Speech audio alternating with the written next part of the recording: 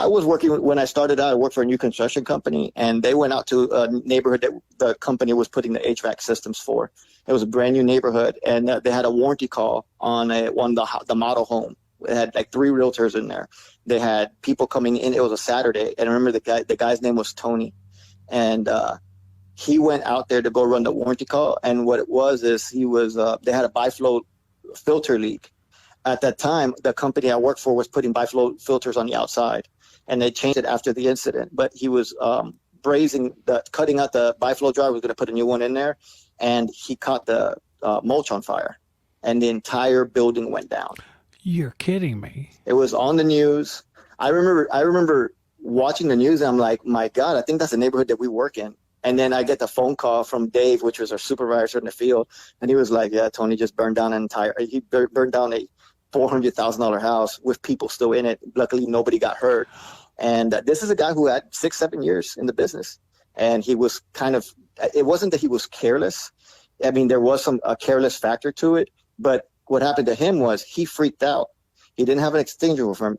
Let me ask you this. How many technicians take their fire extinguisher with them into a crawl space, into an attic, or even to the outdoor condenser when they're working? Because I've never seen them. Residential, that would be 0. Yeah.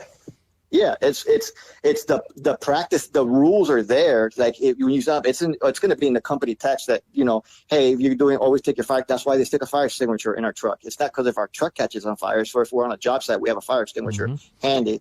So what happens is he's out there, he catches the mulches on fire. He drops his torch, not even thinking. The torch is still lit. Runs out to his van to go get the fire extinguisher.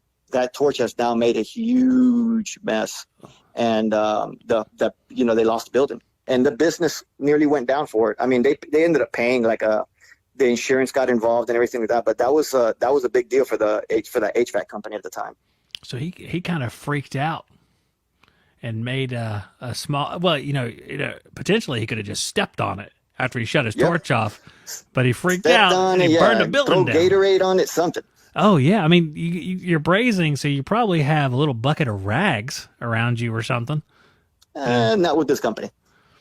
I don't know if that means they used something else or they didn't use anything. It was a new construction company, and it's true what they say. I mean, like they cut a lot of corners. They did, and there was. I mean, I never saw guys using the wet rag or even an actual wet rag. They weren't using any of those devices. Half the guys out there weren't even pulling vacuums. I mean, these guys were purging refrigerant lines. It was insane. It was like the Wild Wild West. Old school.